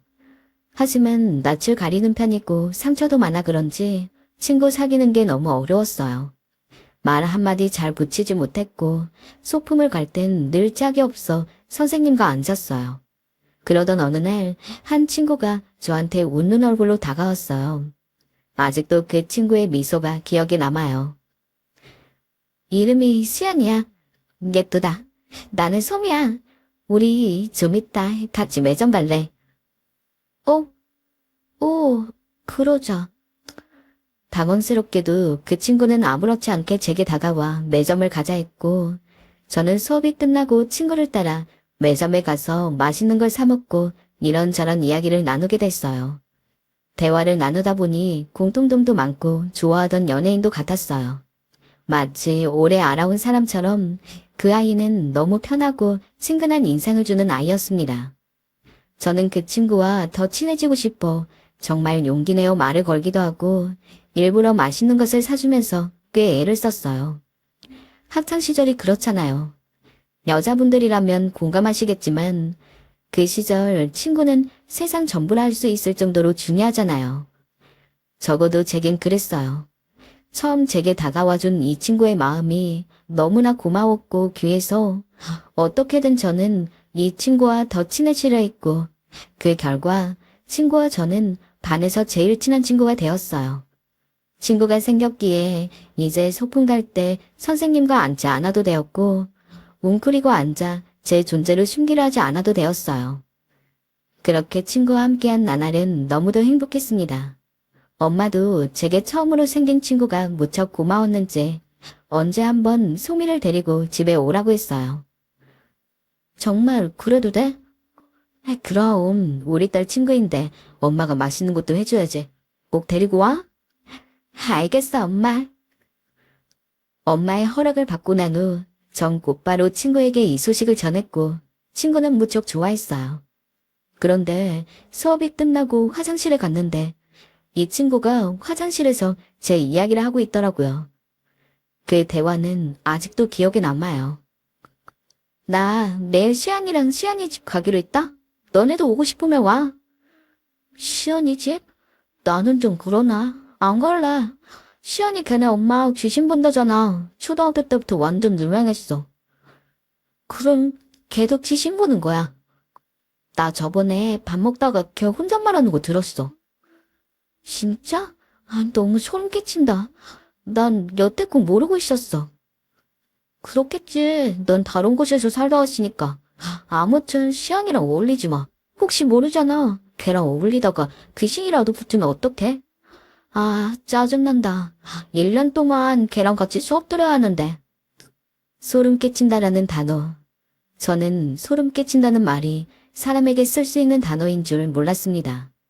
그리고 제가 믿었던 친구가 뒤에서 그런 말을 했던 것은 너무도 충격이었습니다. 저는 밖으로 나가지 못하고 7교시 수업이 끝날 때까지 화장실 칸 안에서 갇혀 있었어요.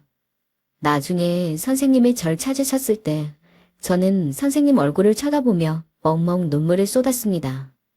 그날 저는 집에 돌아와 밥도 먹지 않고 그저 침대에만 누워만 있었어요. 엄마가 다가왔지만 저리 가라며 엄마를 밀어냈습니다. 엄마도 제가 답답했는지 화를 냈어요. 아니, 무슨 일인지 말해야 내가 뭘 도와주지. 왜 그러고 있는 건데? 학교 안 갈 거야?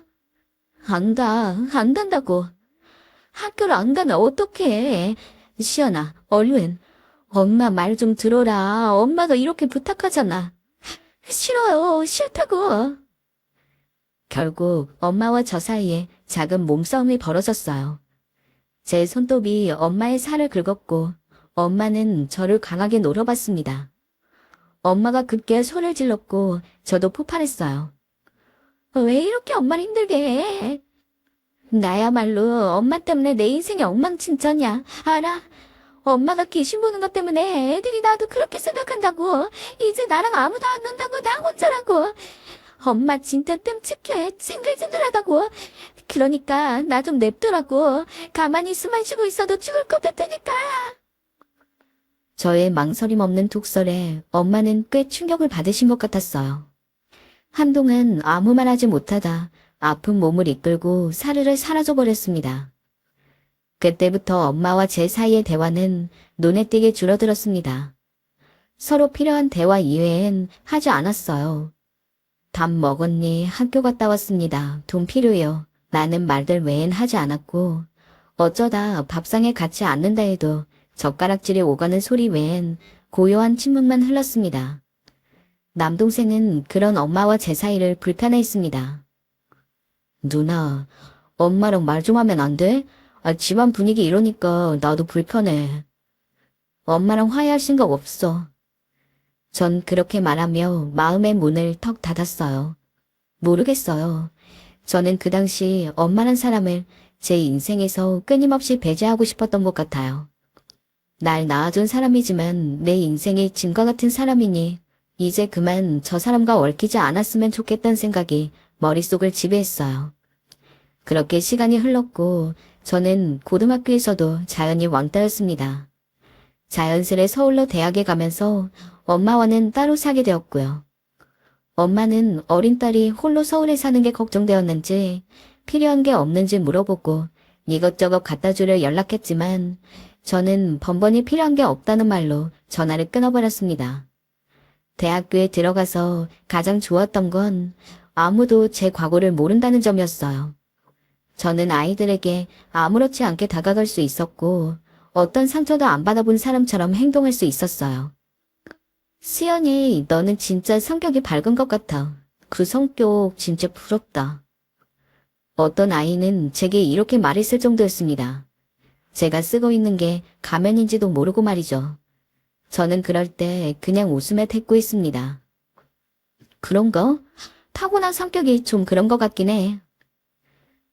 타고난 성격, 밝음과 가장 거리가 멀었던 전 그렇게 밝은 척하며 아이들과 잘 지냈고 공부도 열심히 해서 장학금을 놓치지 않았어요. 삶에서 엄마란 요소가 빠지니 교우관계가 편해지고 그러다 보니 공부에 집중하기도 쉬워지더라고요. 그리고 무엇보다 대학 등록금만큼은 제가 집에 손 벌리지 않고 해결하고 싶은 마음이 커서 그래 하게 되었어요. 정신없는 대학 생활을 보내던 사이 저는 처음으로 연애라는 것도 하게 되었어요. 제가 있는 동아리 후배였는데 그 남자아이는 굉장히 수줍음이 많은 아이였습니다. 저한테 다가오는 것조차 약간은 어려워할 만큼 수줍음이 많았는데 전 그런 모습이 좋아 보였어요. 낯가리는 걸 보고 있자면 제 옛날 성격이 떠오르기도 했고요. 그래서 편하게 다가갔고 누나 동생하며 친하게 지내게 되다가 연애까지 이어지게 되었어요. 그런데 어느 날 그 아이가 제게 이런 말을 하더라고요. 혹시 누나 청운고등학교 나왔어? 네가 그걸 어떻게 알아? 아, 그렇구나. 아니, 나 아는 형이 거기 나왔다길래 누나 안 돼. 오늘 만나기로 했는데 거기서 누나 얘기 잔뜩 들어야겠다. 네가 내 얘기를 왜 들어? 아니, 너 거기 가지 마. 누나, 갑자기 왜 그래? 무섭게.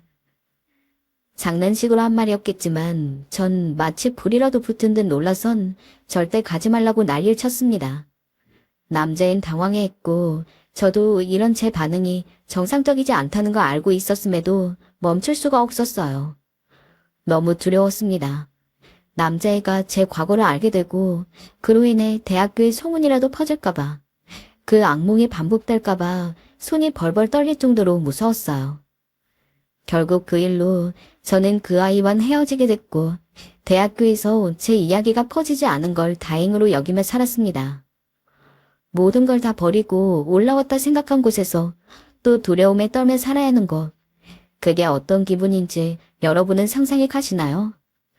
저는 대학 시절을 그렇게 또 악몽처럼 보냈습니다. 그러던 어느 날이었어요. 그날은 대학 과제로 밤을 새서 쪽잠을 자던 날이었어요. 차가운 공기가 맴도는 어슴푸레한 새벽. 자취방에서 쪼그리고 잠을 잤는데 갑자기 남동생에게 전화가 걸려왔습니다. 항상 누나 앞에서 남자인 척 강한 척하던 남동생의 목소리가 세차게 떨리고 있었어요. 누나, 엄마가... 심장이 쿵쿵 뛰기 시작했습니다. 그리고 들려온 말은 엄마가 추락사고로 응급실에 있다는 것이었습니다. 저는 전화를 끊자마자 지갑 하나만 달랑 들고 다급히 고속버스 터미널로 달려가 표를 끊었습니다. 그 뒤는 어떻게 병원까지 갔는지 기억이 나지 않아요. 그저 뭔가에 홀린 기분으로 병원에 도착하고 붕대로 머리를 도녀매고 있는 엄마를 마주한 순간 지금까지 간신히 붙잡고 있던 끈이 끊어진 기분이 들었던 것만 기억이 나요. 우리 딸, 왔어? 엄마는 당신의 아픈 눈을 애써 치켜뜨며 저를 돌아보았습니다. 엄마의 얼굴을 본 건 5년 만이었습니다. 엄마. 겨우 3년이란 시간이었지만 오랜만에 보는 엄마는 참 많이 늙어 있었습니다. 세월이 엄마를 힘들게 했는지 고통이 엄마를 허물어 버렸는지 엄마의 머리는 백발이 되어 있었고 간간히 주름졌던 손은 이제 주름으로 메어져 있었습니다. 놀랐지? 엄마의 말에 저는 그제야 천천히 엄마 곁으로 자리를 옮겨 엄마를 내려다보았습니다. 하지만 제 입에서 나온 말은 서늘하고 딱딱하게 그지없었죠. 어떻게 된 거야? 또 그놈의 귀신이야? 엄마는 지그시 두 눈을 내리감았어요. 생각하기도 싫은 일을 떠올리는 듯 엄마의 미간에 주름이 잡혀 있었습니다. 순간 제 속에서 깊은 울분이 올라왔어요. 진짜 짜증난다. 제 못된 말을 듣지도 못한 건지 엄마는 제 손을 잡기 위해 링거가 꽂힌 손을 더듬거렸습니다. 저는 그 손길을 피했습니다. 괜히 왔어. 시연아, 미안한데 나 가봐야 해. 벌써? 그러자 엄마는 쉰 목소리로 더듬더듬 말을 이었습니다. 시연아, 엄마 신받아야 할 것 같아. 무당 제허할 것 같아. 미안하다. 엄마는 그래야 할 것 같아. 결국 일어날 일이 일어나는구나. 예상한 일이었습니다. 저는 아무 말 없이 돌아섰습니다. 하지만 돌아서면서도 전 엄마의 얼굴이 눈에 자꾸 밟혔습니다. 움푹 팬 두 눈과 눈가 아래의 검은 그림자, 쪼글쪼글해진 손. 그간 얼마나 커다란 고통이 엄마를 스쳐 지나갔는지, 얼마나 고된 삶이 엄마를 괴롭혔는지 알 것 같았습니다. 생각하자 제가 너무 못된 딸 같다는 생각에 미칠 것 같은 괴로움이 밀려들어왔습니다. 저는 그 고통을 피하고자 집으로 다시 돌아가는 내내 중얼거렸습니다. 괜히 왔다고, 오는 게 아니었다고, 헛수고했다고. 엄마는 그 이후에 퇴원을 하고 무당집도 차렸지만 모두 남동생으로부터 소식을 들었을 뿐 엄마는 제게 직접 연락하지 않았습니다.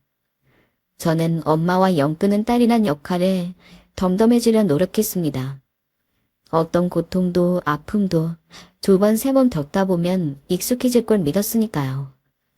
그리고 저는 대학을 졸업하고 직장에 들어가 일에 치여 있을 때쯤 진심으로 온 마음을 다 줄 수 있는 한 남자를 만났습니다. 직장 동료로 만났지만 만난 날부터 그는 제게 다정하고 다감했고 친절한 사람이었습니다. 제게 친절하지 않았던 세상에서 유일하게 다른 색을 뿜어내고 있던 사람이었죠. 저는 빠른 속도로 그 사람에게 빨려 들어갔고 그 사람 역시 기적처럼 제게 마음을 주었어요. 남자친구와의 연애는 무탈했고 알콩달콩했던 연애는 깊은 연애로 이어지면서 저희는 무려 5년을 사귀게 되었습니다. 그런데 그쯤 되자 생각했던 것보다 조금 빠르게 남자친구가 결혼 얘기를 꺼냈어요. 결혼을? 우리 아직 모아놓은 돈도 부족하고 조금 빠르지 않을까? 빠르긴 우리가 벌써 5년을 만났는데? 우리 예전에 말했던 대로 조그마한 집에서 시작하고 아끼면서 살면 되잖아. 왜 그래? 혹시 너는 나랑 결혼 생각 없었던 거야? 나만 들떴던 건가? 남자친구의 실망한 얼굴이 눈앞으로 다가왔습니다. 저는 거기서 더 말을 잇지 못했어요. 결혼이란 건 둘만 좋아서 하는 게 아니잖아요. 집안끼리의 결합인데 그러려면 이제 남자친구에게도 숨겨왔던 엄마 얘기를 했어야 하니까요. 남자친구는 제가 대답을 주지 않자 나름대로 오해를 해버렸고 저는 결국 그의 마음을 돌리고자 처음으로 울면서 엄마 얘기를 했어요. 우리 엄마 무당이야. 그래서 너랑 결혼 못하겠다는 거야. 너네 엄마가 무당 딸을 어떻게 며느리로 받아주겠어. 나 상처받기 싫어. 그때 남자친구의 반응이 참 기억에 남는데요. 남자친구는 절 따스하게 안아주며 이렇게 말했어요. 내가 사랑하는 건 너고 너의 엄마가 무당이든 귀신이든 간에 그런 건 상관이 없다고. 오히려 널 낳아주신 분이니 감사하다고 했어요. 전 그 말을 듣고 목 놓아 펑펑 울었습니다. 그동안 묵혀왔던 서러움이 폭발이라도 한 것처럼 울고 또 울면서 남자친구를 꽉 안았어요. 하지만 결혼을 염두에 두었던 우리의 연애는 결국 거대한 벽에 부딪히고 말았습니다. 예상했지만 남자친구의 엄마였습니다. 미안하지만 얘야, 난 너 같은 애랑 결혼시킬 수 없어. 우리 성현이 외동이야. 너도 귀하게 자랐겠지만 우리에게도 너무 귀한 아들이야. 이런 나쁜 말 해서 정말 미안하다. 하지만 그래도 네가 여기서 내 아들을 정리해줬으면 좋겠다. 어머니, 저 성현이 많이 사랑합니다. 아시겠지만 오래 만나왔고 저희 잘 살 수 있어요. 부탁드릴게요. 어머니, 저 좀 잘 봐주세요. 무당하는 엄마 딸이면 너와 내 아들 사이에 나올 딸이 그런 신기를 물려받을 수도 있는 거 아니겠니? 난 그게 무섭다. 미안하다. 네가 몇백 번을 애걸해도 내 대답은 같아. 정리해줘라. 결혼을 반대하는 시어머니들의 이야기는 참 흔하잖아요. 내 아들은 귀하고 너는 천하니 넌 내 아들이랑 어울릴 수 없다. 감히 네가 어떻게 내 아들을 탐내냐. 수준이 맞지 않다. 하지만 남자친구의 어머니가 반대하신 그 이유는 저도 납득할 수가 있었어요. 무당 딸이라서 싫다는 거. 제 평생의 상처이자 걸림돌. 차라리 수준이 안 맞다거나 네가 고졸이어서 싫다거나 그런 이유라면 괜찮았을 텐데. 욕 한 번 하고 끝낼 수 있을 텐데 남자친구 어머니의 반대는 그저 너무도 가슴이 아팠습니다. 성현이의 엄마를 만나고 돌아오는 날 집으로 가는 길거리 한복판에서 저는 울지도 않았어요. 그저 멍했습니다. 또 엄마가 내 인생을 회방 놓았구나. 난 또 엄마 때문에 이렇게 아파야 하는구나. 라는 생각만 들었습니다. 수연아, 다시 생각해보자. 내가 엄마를 설득할 수 있어. 제발 한 번만 기회를 줘. 기회의 문제야? 너네 어머니는 나 절대 며느리로 못 받아들이셔. 너도 어머니가 그렇게 반대하는 나와 결혼해서 행복할 수 있을 것 같아? 자신할 수 있어?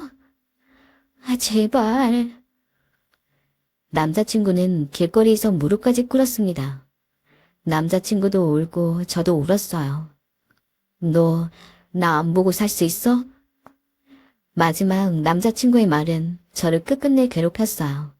하지만 저는 그대로 남자친구의 손을 놓아버렸습니다. 놓지 않고 싶었지만 성현이의 엄마가 제 직장까지 찾아오자 그렇게 가장 사랑하는 사람을 떠나보냈어요. 한때 죽고 못 살던 남자친구가 제게 가장 많은 위로가 되었던 남자친구가 떠나자 제 삶은 다시 공허해졌습니다. 공허해졌단 말론 부족한 것 같아요. 어딘가 마음 한가운데 너무 큰 구멍이 뚫렸는데 어떻게 메워야 할지 모르겠는 느낌이었어요. 갑자기 인생에서 시간이 너무 많이 남은 느낌이었습니다. 저는 무조건 바쁘게 지내기로 했어요. 미친 듯이 일을 했고 직장이 끝나면 아르바이트라도 해서 몸을 바쁘게 굴렸어요. 지나가던 직장 동료가 제 안색이 많이 안 좋아 보였는지 병원에 가보란 말을 했지만 전 고개를 내저었습니다. 그리고 다시 의자에 앉아 미친 듯이 일에 몰두했어요. 하지만 고단한 몸으로 집에 돌아와도 마음은 똑같았어요. 여전히 구멍은 메워지지 않았고 잠은 오지 않았어요. 제가 생각해도 이러다 쓰러질 수 있겠다 싶었습니다.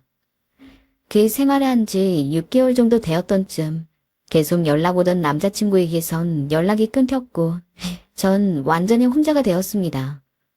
그러던 어느 날 엄마에게 장문의 문자 하나가 와 있더라고요.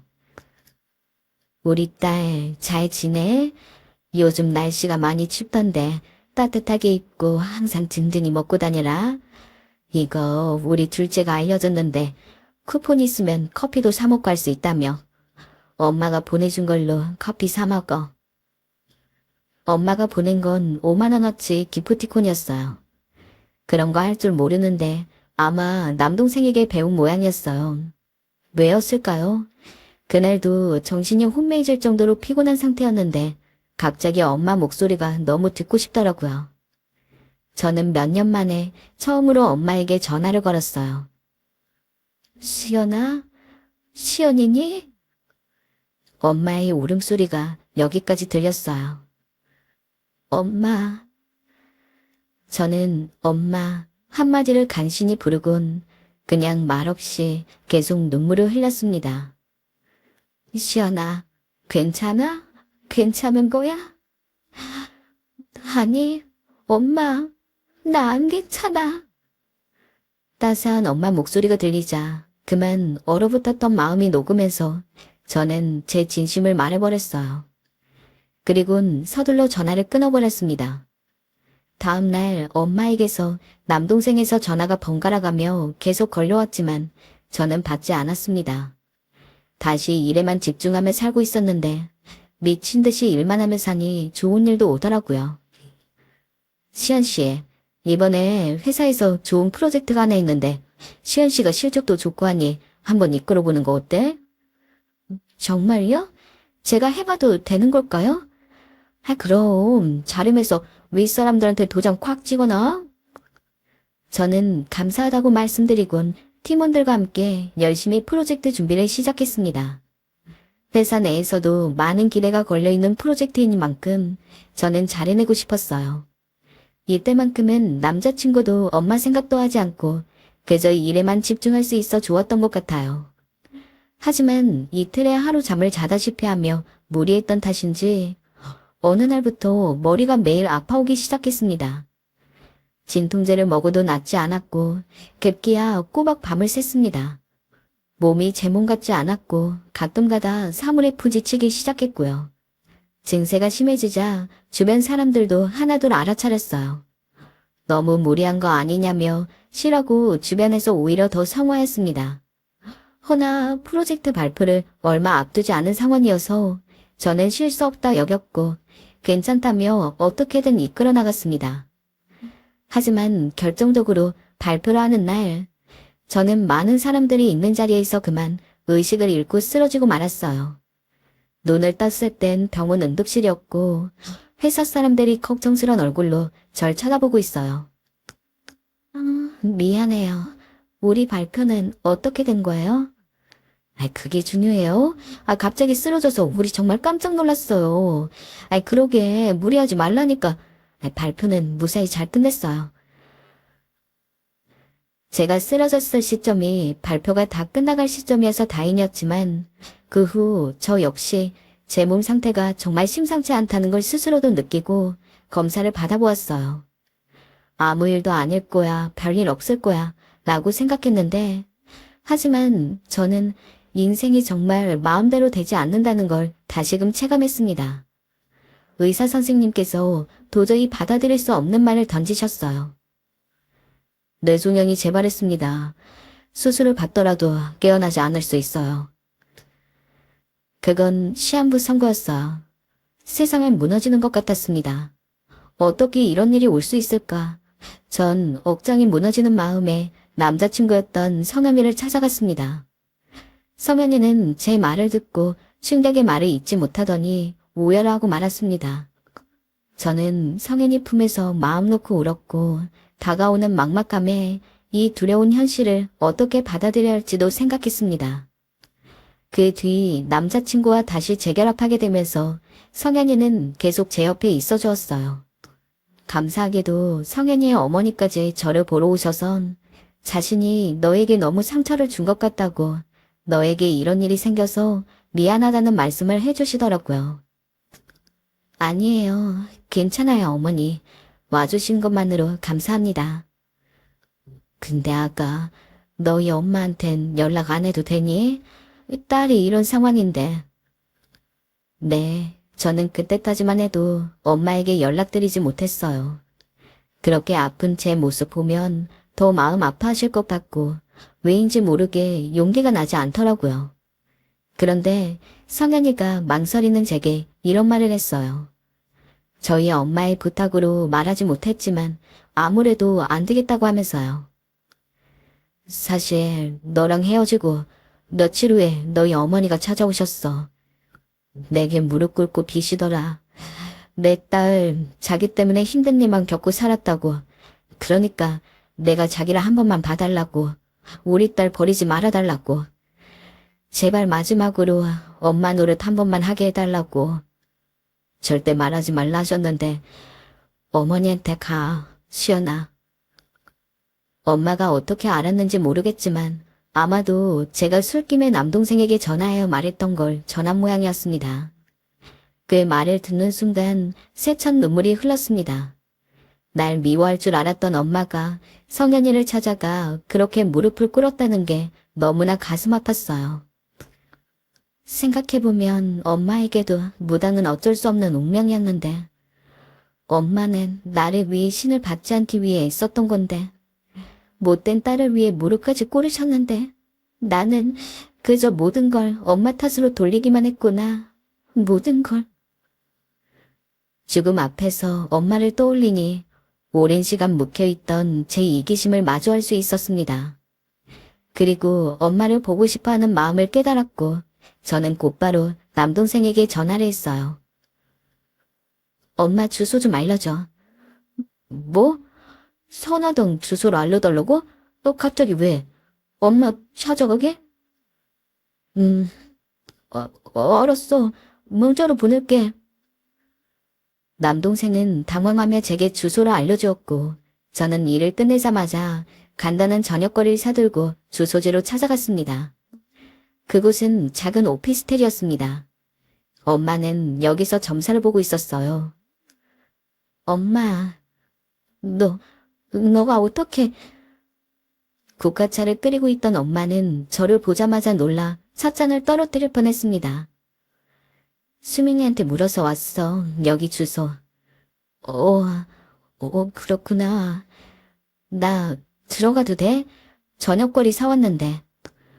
엄마가 들어오라 손짓하자 저는 저녁거리를 엄마 손에 넘기곤 선화당 안을 천천히 둘러봤습니다. 집안엔 특이한 흙냄새가 뿜어져 나오고 있었고 방 한켠엔 여러 무속 도구들이 줄비어 있었습니다. 저는 그 방 안으로 들어가 불빛들이 뿜어져 나오는 향초들을 보며 중얼거렸습니다. 예쁘게 해놨네. 엄마는 그런 절 보며 들고 있는 국화차조차 어찌하지 못하고 뒤에서 저를 지켜보고 있었습니다. 저는 엄마에게로 등을 돌려 오래전부터 준비해온 말을, 가슴에 묻혀두었던 말을 무심히 툭 내뱉었습니다. 엄마, 나 엄마랑 화해하러 왔어. 엄마의 눈에 가득 눈물이 고였습니다. 엄마랑 밥도 먹고 싶었고, 과제로 힘들면 엄마한테 칭얼대보고도 싶었고, 엄마랑 남자친구 얘기도 해보고 싶었고, 엄마랑 예전처럼 살갑게, 정말 살갑게 하고 싶었는데. 저는 그 순간 말을 잇지 못하고 엄마 앞에서 울음을 터뜨렸습니다. 한 번 터진 울음은 그칠 줄 모르고 세차게 내리는 소나기처럼 주룩주룩 볼을 타고 흘러내렸어요. 그때 저는 또다시 제 마음을 깨달았어요. 제 마음속 엄마의 빈자리가 너무나 컸다는 것을. 엄마는 이 순간만을 기다려왔다는 듯 다가와 저를 격하게 껴안았어요. 와줘서 고마워. 엄마한테 와줘서 고마워. 너무 고마워. 엄마는 제가 너무 보고 싶었다며 제 등을 몇 번이나 쓸어주었어요. 저도 조용히 엄마 품에서 눈물을 떨구며 그동안 미안했다고, 무엇보다 자식으로 주지 말아야 할 상처를 줘서 진심으로 미안했다고 고백했습니다. 그렇게 우리 두 사람은 그 방 안에서 밥을 먹으며 서로의 눈을 쳐다보며 이야기를 나눴고, 때론 끌어안으며 사랑을 느꼈어요. 하지만 저는 엄마에게 단 한 가지만은 말하지 않았습니다. 고백하지 않았습니다. 제게 그리 많은 시간이 남지 않았다는 걸, 제가 죽을지도 모른다는 사실을요. 그래서 엄마에게 왔다는 걸 말하지 못했죠. 시연아, 우리 옷 사러 갈까? 우리 딸 옷 한 벌 해주고 싶은데. 엄마는 제가 다시 엄마 곁으로 온 걸 기뻐하며 무척 들떠 있었습니다. 밥을 지으며 콧노래를 부르고 저와 같이 장을 보고 제게 요리를 해달라 조르며 뭐든 저와 같이 하고 싶어 했습니다. 밤이 되면 우린 함께 오이팩을 하며 소녀처럼 떠들었습니다. 그리고 저 역시 엄마 옆에 있으면 너무 살고 싶어질 만큼 행복했습니다. 너무 살고 싶어서 괴로웠습니다. 제 통증은 저를 너무나 극심한 방법으로 괴롭혀댔습니다. 저녁밥을 먹다가도 식은땀을 흘리며 혼자 화장실로 뛰어들었고 신음을 참기 위해 수건을 입에 물었어요. 시연아, 화장실에서 왜 안 나오니? 무슨 일 있어? 아니에요, 엄마. 별일 없어. 엄마에겐 어떻게든 숨겼어요. 그러던 어느 날 일이 벌어지고야 말았습니다. 엄마가 안 것이었습니다. 제가 남동생에게만 이것을 고백했던 게 화근이었어요. 남동생이 더 이상 이 비밀을 숨기지 못하고 술에 잔뜩 취해 누나가 병에 걸렸다고 죽을 작정이라고 엄마에게 말을 해버린 것이었죠. 어떻게 말 안 할 수 있어? 어떻게 그런 걸 숨길 수 있어? 숨길 수 있냐고. 엄마는 무너졌습니다. 정말 무너졌다는 표현이 맞을 겁니다. 엄마의 손이 벌벌 떨렸고 두 눈에선 눈물이 뚝뚝 떨어졌습니다. 엄마의 눈물을 보자 가슴이 아파왔습니다. 엄마는 제 어깨를 정신없이 뒤흔들었어요. 엄마의 반응은 제 생각보다 더욱 격했습니다. 엄마, 나 괜찮아. 제가 애써 입술을 열어 엄마를 위로하려 했지만 엄마가 꺼낸 말은 다른 말이었어요. 수술 받자. 수술 받으면 나 못 깨어날지도 몰라. 엄마, 나 무서워. 그래도 하자. 그래도 받자, 아가. 신이 널 살려줄 거야. 내가 널 못 보내는데 어떻게 신이 널 거두어가. 다짜, 엄마가 이겨. 그깟 병원 엄마가 이긴다고. 엄마. 엄마는 계속 저를 설득했습니다. 남동생도 마찬가지였습니다. 처음엔 저는 싫다고 조금이라도 살다 가겠다고 우겼지만 두 사람은 제가 살 것을 믿었습니다. 그렇게 저는 두 사람의 끈질긴 설득으로 결국 수술대 위에 올랐습니다. 하지만 저는 수술실로 들어가기 직전까지도 만에 하나라는 겸호를 빼놓을 수가 없었습니다. 그래서 엄마에게 마지막 고백을 했습니다. 엄마, 내 엄마로 있어줘서 고마웠어. 만약 있잖아, 내가 못 깨어나게 된다 해도 그런 말은 하지 마. 아니야, 해야겠어. 그런데 해도 나 영원히 엄마 딸이야? 엄마는 영원히 나의 엄마이고. 그리고 저는 마취에 들었고 아주 오랜 잠을 자다 일어났습니다. 그리고 여러분도 예상하시겠지만 기적은 일어났습니다. 저는 살아났습니다. 이렇게 글도 쓰고 있고요. 저는 죽음 앞에서 엄마와 화해했고 또 엄마의 힘으로 수술받을 용기를 낼 수 있었습니다. 혼자 살 수 있는 세상은 없는 것 같습니다. 저는 오래도록 혼자 아등바등 어떻게든 살려 애썼던 것 같았습니다. 하지만 생각해보면 사실 전 정말 혼자였던 적이 없었습니다. 저의 평안을 위해 매일 밤 기도해 주시던 엄마가 있었으니까요. 또 이제 제 남편이 된 남자친구가 힘든 시기를 함께 해주었으니까요. 그들에게 고마운 마음을 전하고자 그리고 절 살려주신 엄마에게 저의 사랑을 고백하고자 사연을 보내게 되었는데 막상 써보니 제 얘기를 꺼내는 게 쉽지 않았네요. 지금까지 들어주셔서 너무나 감사하고 여러분도 오늘 부디 소중한 사람과 함께 소중한 시간 보내시길 바랍니다. 우와.